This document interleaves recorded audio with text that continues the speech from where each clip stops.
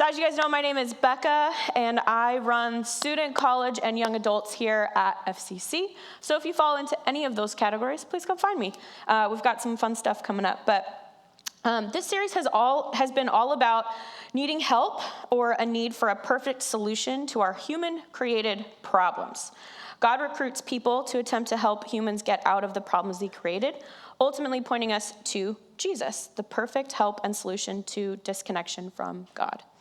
So this series we've talked a lot about men, and today I get the honor of telling you about Esther and how Israel needed a woman's help. In order to understand why Israel needs Esther's help, we need to review some of Israel's history. This may be a tad boring for some of you, but I have lots of pictures, so it'll be fun.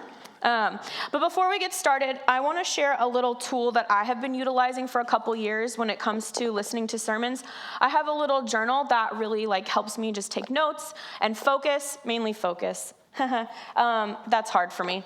So I have all these lovely students in the front row that are going to be passing out journals just for you guys. So if you want to take notes, so you want to doodle, you want to play tic-tac-toe, maybe that helps you listen. It helps me listen. So if you guys are in the front row or second row, or you are a student of any varietal, please grab one of the baskets. And if you want a journal to scribble on, write with, or utilize today and moving forward, please go ahead and raise your hand.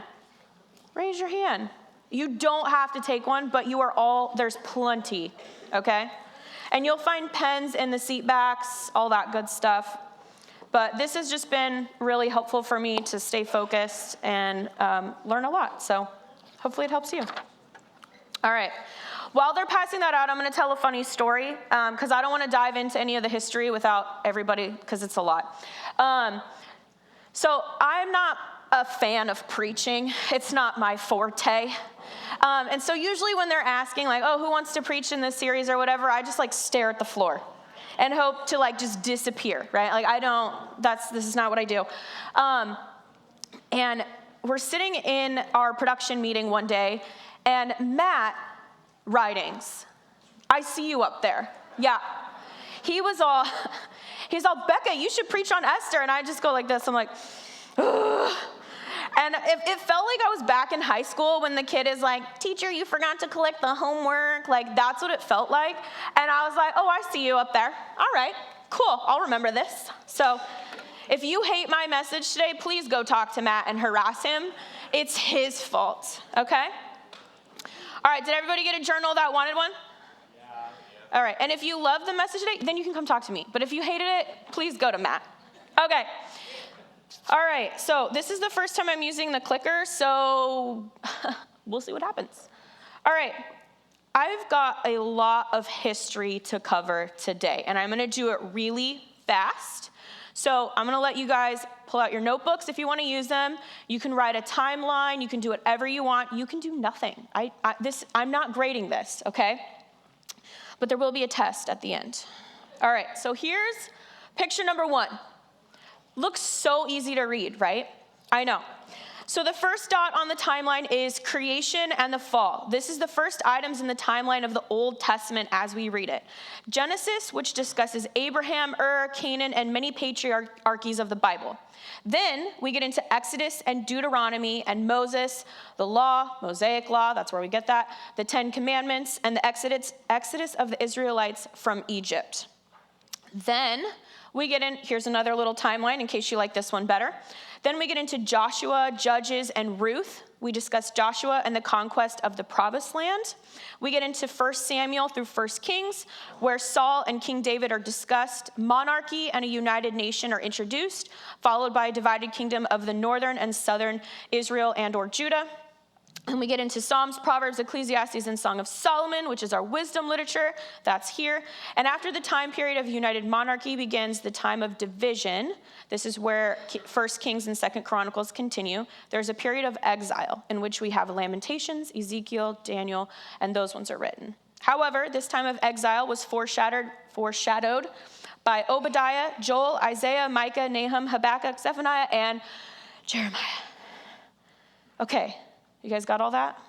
Totally, right? You're totally following along. You can say all of those names. Great. After the exile is a time period of return to God and a restoration of Israel.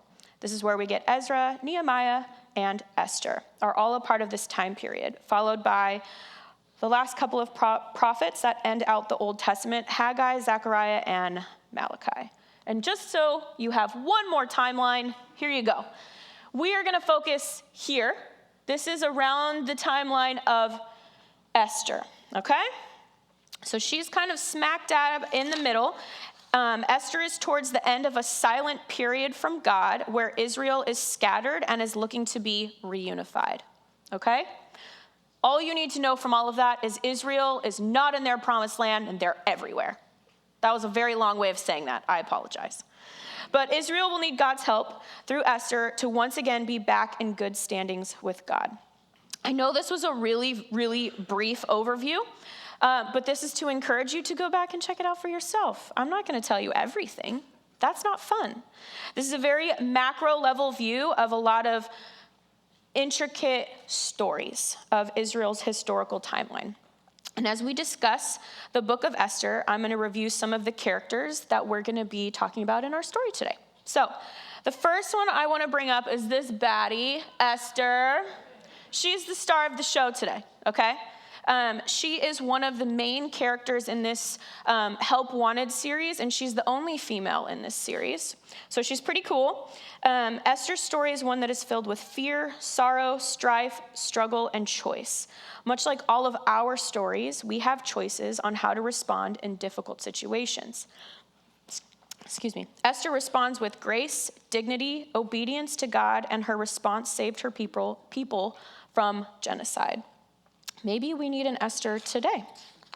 All right, so Esther's background. How many of you guys watch The Golden Girls? Anybody? Please raise your hand. Okay, ready? Picture it. Israel, 475 BC. Okay? I love Sophia Petrillo, okay? She is who I aspire to be when I am older because she's so sassy. And I love everything about her. Anyway, distraction. Israel, BC. Israel's in exile. The Persian king, King Xerxes, is in power and rules over Israel. Okay? This guy. First off, woof. This is King Xerxes, who right off the bat has a spat with his wife, okay? All right? Her name is Queen Vashti. So this guy is married to Queen Vashti. He gets mad at the queen at a party one day because she's unwilling to take her clothes off in front of his friends. Boo. You can boo at him, okay? Boo. There we go. There's going to be lots of booing. It's the Old Testament. I don't know what to tell you. Okay. So, because of everything that happens with the king and Queen Vashti, the king decides we need two new decrees. One, that women need to be subservient to their husbands or obey everything their husbands say. And two, that all available women should now be brought to the king so he can pick a new queen. Sounds like a stellar guy. The king is now looking for a new queen, and this is where Esther comes in. All right, we're gonna talk about another character here. Esther is an orphan brought in by her uncle Mordecai. Okay, this is Mordecai. He's a good guy. Yay, Mordecai. So Mordecai raised Esther as his own, and they had a very good relationship from what we can gather. Mordecai looked after her well, and Esther trusted and obeyed Mordecai as a father. So they had a really good relationship. He was very protective of her and watched over her really, really well, which you're going to see here in a minute. But Esther is sent to the palace because she's young and available and is placed under the care of Haggai, an attendant in the palace. I don't have a picture of Haggai. I'm sorry. At this point, Esther has not revealed her heritage, i.e., that she is Jewish, because a reminder at this point, Israel is in exile under the King Xerxes of Persian rule. Okay, we following? Basically meaning Israel is of lower class or status than Persians. They are less than. They're outcasted. They're tolerated. Mordecai would walk near the temple every day to check on Esther and make sure she was okay. Okay? Esther goes through a 12-month beautification process. Holy cow, I want one of those. All right? So imagine doing like skincare for 12 months straight. You've got everything. You've got the quartz roller, the gua sha thing, the like hot springs, baths, the light mask, like all of it. Can you imagine doing that for 12 months? I would be glowing. glowing. But you name it, Esther did it. So for 12 months, she was getting all prepped to go meet that king. Ugh. And Esther goes before King Xerxes, and he takes a liking to her. When she comes in, he puts a crown on her head and says, "You're the new queen," by Queen Vashti. Apparently that's how marriage worked back then. So here is Esther as a queen, and also as the picture we showed earlier, but here's a couple different artist interpretations of what she might have looked like. And one day, when Mordecai was coming to check on Esther, he overhears 2 Persian guards, so people that worked for the king, talking about how they wanted to kill the king. Dun, dun, dun. He tells Esther, and she immediately goes and tells the king what Mordecai had said, ultimately saving the king's life. The 2 guards are put to death, and Esther is in good graces with the king. What could go wrong, right? Everything seems like it's going so smoothly. All right, well, here's where the conflict begins. Esther is Jewish, like we said, and the Jews, like we mentioned, are second-class citizens. And all it takes is one Jewish person to piss off the king, and the Israelites could be wiped out by genocide.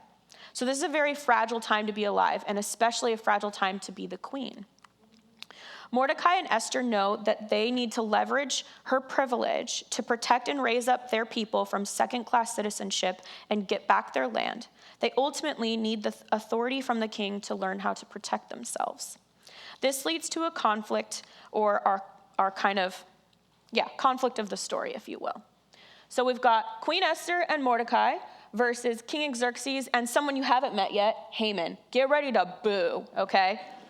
You might be noticing this new kid on the block, and this is a guy named Haman.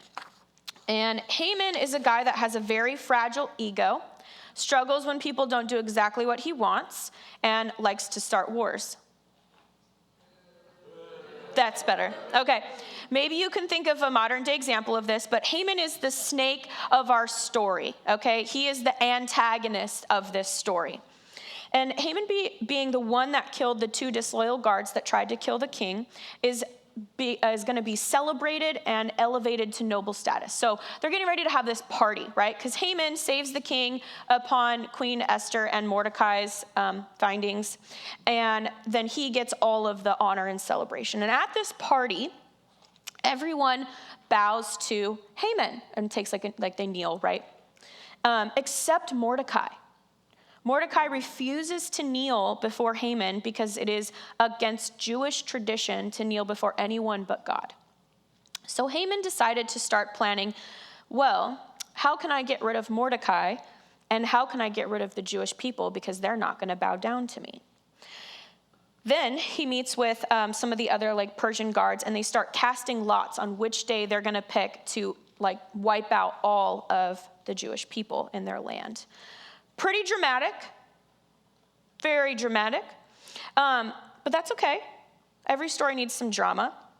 So Haman is able to go to the king and persuade him to sign off on this genocide. A decree was sent out through all of the land of Susa, which is kind of in this Persian territory where a lot of the Jewish people were living.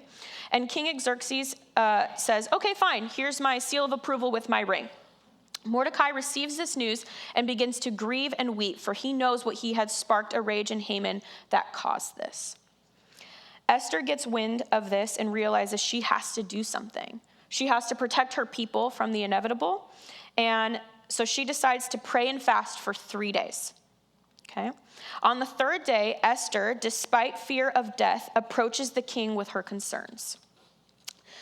And she requests from the king, she wants to have a dinner with Haman and the king and just eat and hang out and drink and be merry for 2 days. Kind of an odd request, but okay. So the king says, all right, let's do it.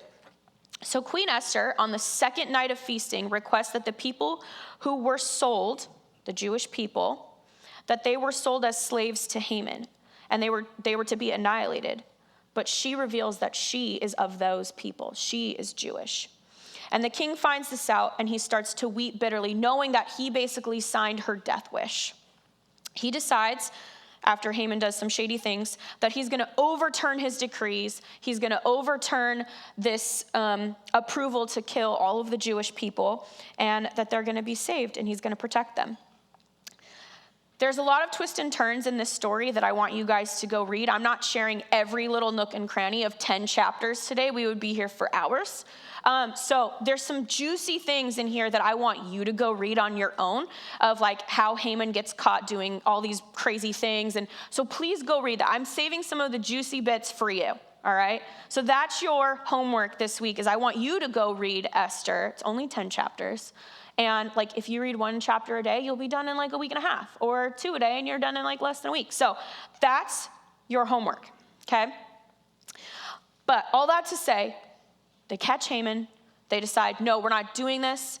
And Haman's estate is given to Esther. And remember, Haman now owned all of the Jewish people. So that means they're a part of his estate.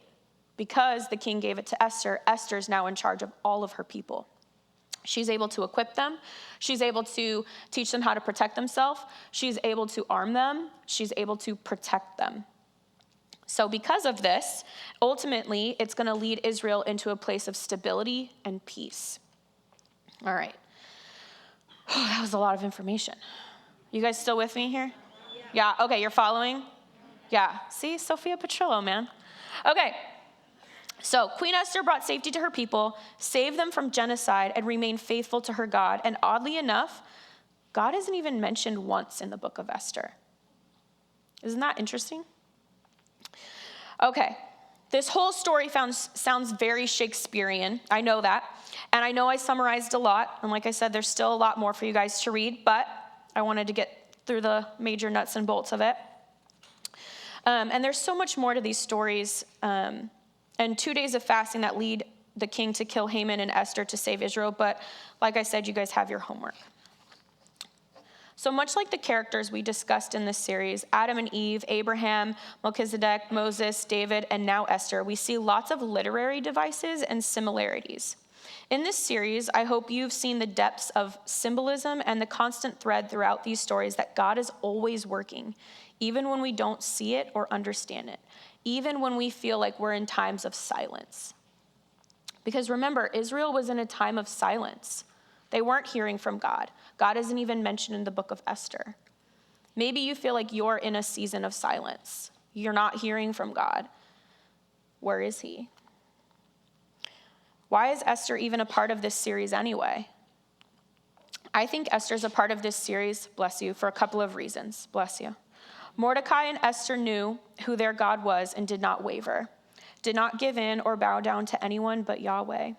Despite not seeing visible miracles from God, we can conclude through the story of Esther that sometimes God is working provisionally rather than visibly. And this challenges us to pray for God's favor. The story of Esther marks the end of God's silence, or a season of exile.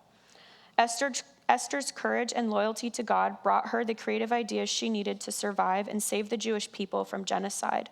This challenges us to bring justice and protect the outcasted of society.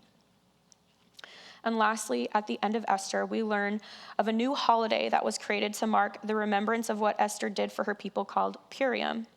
It is where people gather to celebrate, feast, and bring provisions and gifts to the poor. The word Purim comes from the word pure, or pur. Nope.